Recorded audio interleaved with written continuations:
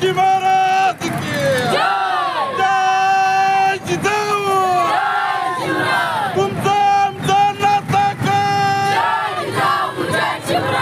रक्त रक्तात भिनलाय काय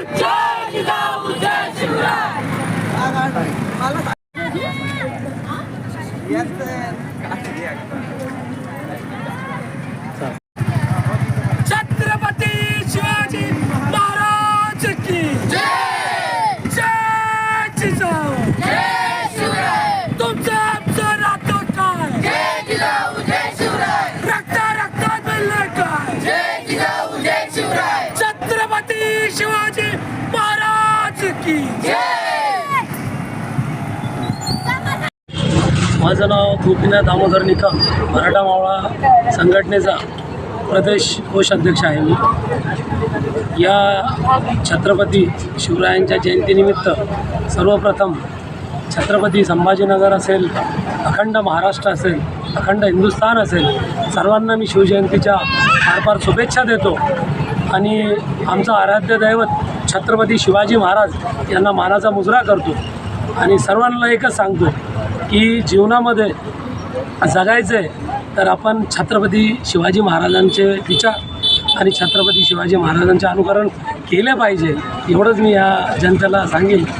जय जिजाऊ जय शिवराय. भाऊ, आता डीजेला पोलीस प्रशासनाने बंदी घातली, तर अशा डीजेला बंदी घातल्यामुळं काय परिणाम होईल? हे बघा, डीजेला बंदी घातली तरी छत्रपती शिवरायांच्या मावळे हे डीजेला बंदी घालू द्या. आम्ही ढोल ताशाच्या गजरामध्ये, आता तुम्ही उशिरा आले तिथं सकाळी पारंपरिक पद्धतीनं ढोल ताशाच्या गजरामध्ये आम्ही मिरवणूक इथं भव्य काढली. तर डीजेमुळं काही फरक पडणार नाही. छत्रपती शिवराय हे आमचे आराध्य दैवत आहे आणि पारंपरिक पद्धतीनं आम्ही शिवजयंती मनवत राहू.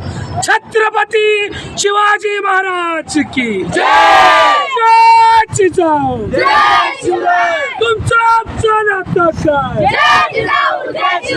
रक्त रक्तात भिनलं काय.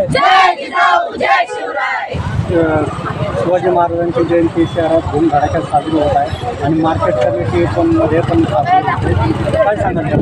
सर्वप्रथम कृषी उत्पन्न बाजार समिती व मराठा मावळा संघटने प्रणित शिवजयंती उत्सव समितीच्या वतीने मी सर्व जनतेस जन्मोत्सवाच्या हार्दिक शुभेच्छा देतो. आणि शिवजयंती इथून पुढच्या काळात याहीपेक्षा उग्र स्वरूपात आणि धूमधडाक्यात साजरी हो अशी मी प्रार्थना करतो. सकाळपासून काय काय कार्यक्रम झाले? सकाळपासून आपल्या शहराचे प्रथम नागरिक महापौर साहेब यांच्या हस्ते आपण दूध अभिषेक केला आणि नगरसेवक निवडून आले होते संभाजीनगरमध्ये, त्यांचे सत्कार आपण संघटनेच्या वतीने केलेला आहे. वातावरण म्हणजे वेगळ्या पद्धतीनं जात आहे आणि शिवाजी महाराजांनी 18 पगडगाठीसाठी राज्य केलं, त्यांच्यासाठी वेगवेगळ्या योजना राबवल्या. अशा पद्धतीमध्ये तुम्ही काय सांगाल संदेश द्या?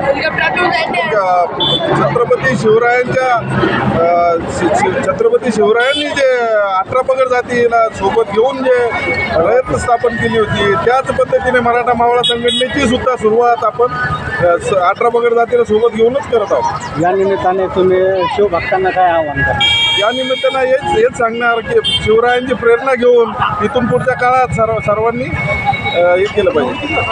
पोलीस प्रशासनाने आता सांगितलं की पारंपरिक वाद्य वाजवून शिवजयंती साजरी करावी, डीजे मुक्त शिवजयंती साजरी करावी. डीजे मुक्त शिवजयंती करायला आम्ही म्हणजे त्याचा आम्ही आदर करतो.